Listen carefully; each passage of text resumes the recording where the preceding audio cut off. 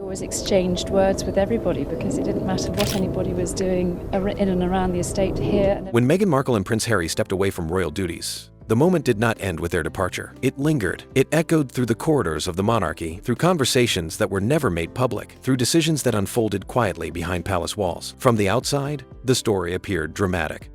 A break from tradition, a shift in direction. But within the institution, the reality was far more complex. Because the monarchy is not designed for sudden change, it is built on continuity. And when something disrupts that continuity, even slightly, it creates ripples.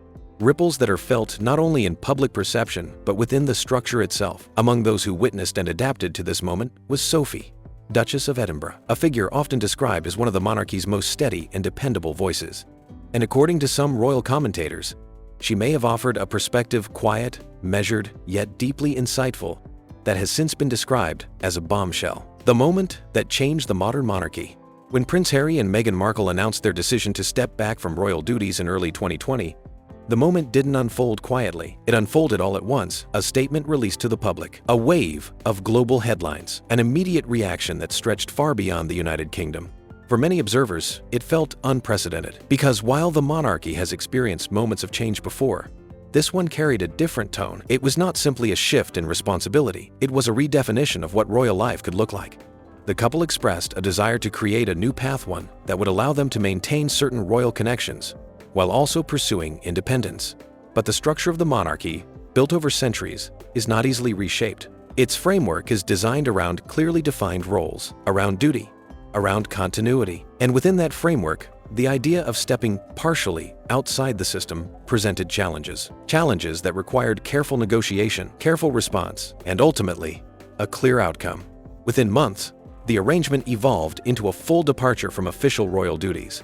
A decision that would reshape not only the couple's future, but the monarchy's present. Because when two high-profile members step away, the impact is not isolated. It spreads, it changes expectations, it shifts public attention, and it forces the institution to adapt.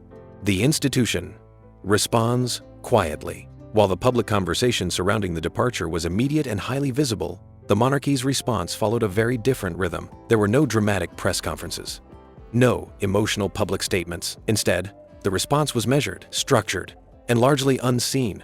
Behind the scenes, discussions took place. Roles were reassessed, responsibilities were redistributed. Because within the monarchy, every public duty is part of a larger system, and when one part of that system changes, the rest must adjust to maintain balance.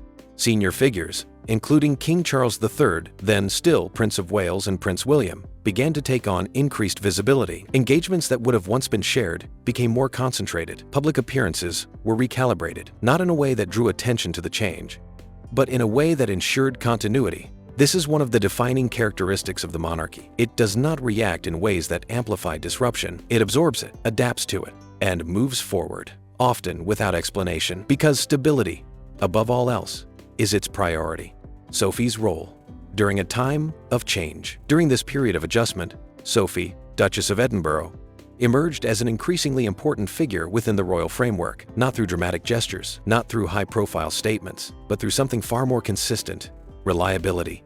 Sophie has long been regarded as one of the monarchy's most steady working royals. Her approach is defined by professionalism, by discretion, by a commitment to duty that does not seek attention. And in times of change, those qualities become especially valuable, because when public narratives are shifting, when headlines are focused on uncertainty, the institution relies on figures who can provide stability. Sophie's engagements continued without interruption. Her presence remained constant, and her role quietly expanded. She represented the monarchy in ways that reinforced continuity, in ways that signaled that, despite external changes, the institution remained intact. This kind of influence is not always visible, but it is essential, because it helps maintain the balance between public perception and internal reality. Understanding the bombshell narrative. The word bombshell suggests something sudden, something dramatic, something that changes everything in an instant. But within the context of the monarchy, that kind of moment rarely exists in the way people imagine, because the royal world operates differently. It values restraint, careful language, measured communication. If Sophie, Duchess of Edinburgh, ever offered a perspective that has been described as a bombshell, it likely did not come in the form of a dramatic revelation. Instead, it may have been subtle, a carefully phrased observation, a comment that, on the surface, appeared simple, but carry deeper meaning when considered in context. This is how influence often works within the monarchy, not through loud declarations, but through quiet insight, because those who understand the institution best rarely need to say much. Their words carry weight precisely because they are measured, because they are rare, and because they reflect experience. So what some may interpret as a bombshell may, in reality, be something else entirely. A glimpse, a small window into how the monarchy views itself, and how it continues to navigate moments of change.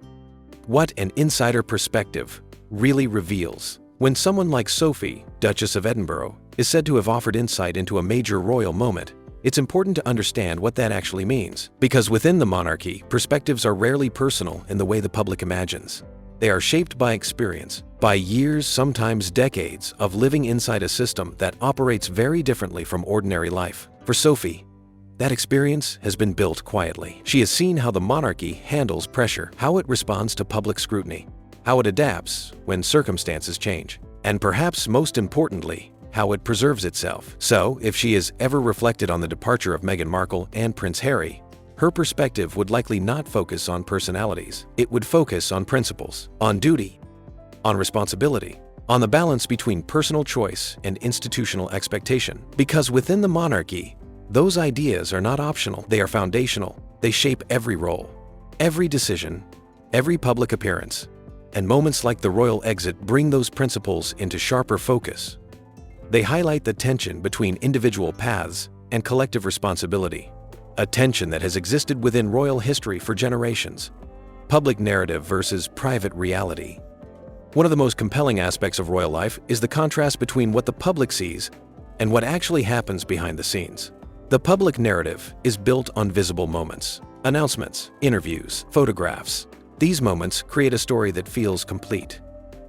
But in reality, they are only fragments, because behind every public moment lies a private process, a process of discussion, of negotiation, of careful consideration. When Meghan Markle and Prince Harry stepped away, the public saw the announcement. But what they did not see were the conversations that led up to it, the internal adjustments that followed, the decisions that had to be made quietly to maintain balance within the institution. This is where figures like Sophie, Duchess of Edinburgh, exist, within that private space. A space where the monarchy is not defined by headlines, but by structure. And if her perspective has ever been interpreted as revealing, it may simply be because it offers a rare glimpse into that hidden world.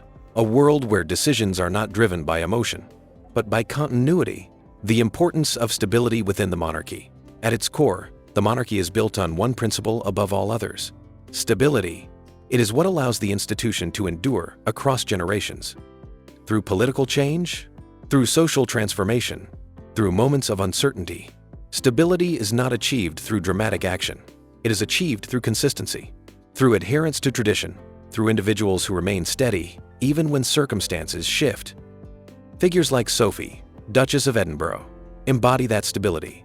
Her role is not defined by headlines, but by presence, by reliability, by the ability to carry out duties without disruption.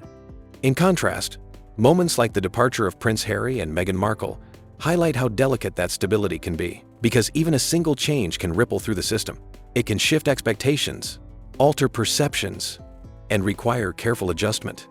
But the strength of the monarchy lies in its ability to absorb those changes, to adapt without appearing unstable, to continue without losing its sense of continuity. And it is through figures who prioritize duty over attention that this balance is maintained. The lasting impact of the exit, even years after the departure of Prince Harry and Meghan Markle, its impact has not faded. It has simply changed form. What was once a single moment and announcement, a decision has evolved into something more complex, a continuing influence, not always visible but present. It can be seen in the way the monarchy now approaches public communication, more measured, more deliberate, carefully balancing transparency with tradition. It can also be seen in how roles within the royal family have been redefined. Responsibilities that were once shared are now redistributed. Engagements that once involved multiple figures are now handled by a more focused group. This has created a more streamlined structure, but also a more demanding one, because fewer individuals now carry greater visibility and greater expectation. Beyond structure, the impact is also cultural. The departure sparked global conversations about the role of monarchy in a modern world, about the balance between personal freedom and public duty. about how centuries-old institutions adapt to changing values. These conversations did not end when the couple stepped away. They continue, evolving alongside the monarchy itself. And in many ways, this ongoing dialogue has become part of the royal narrative, a reminder that the institution does not exist in isolation. It exists within a world that is constantly changing, a monarchy that continues to evolve. Under the leadership of King Charles III, the monarchy has entered a new phase, a phase defined not by sudden transformation, but by gradual evolution. Charles has long been associated with ideas of modernization. Even before ascending the throne, he spoke about the importance of adapting the monarchy to reflect contemporary society. Now, as king, that vision is beginning to take shape, not through dramatic reforms, but through subtle adjustments, a focus on a more streamlined royal family, a clearer definition of roles, a stronger emphasis on efficiency and relevance. At the same time, tradition remains central. Ceremonies continue, symbols are preserved, historic practices are maintained, because the strength of the monarchy lies in its ability to balance these two forces, change and continuity. Too much change risks losing identity. Too little risks becoming disconnected from the present. And navigating that balance is one of the monarchy's greatest challenges. It requires careful judgment, patience, and an understanding that evolution is a process, not a moment. The quiet power of perspective. In a world where headlines often focus on dramatic moments, it is easy to overlook something quieter. Perspective. Within the monarchy, perspective is shaped over time, through experience, through observation, through years of understanding how the institution truly functions.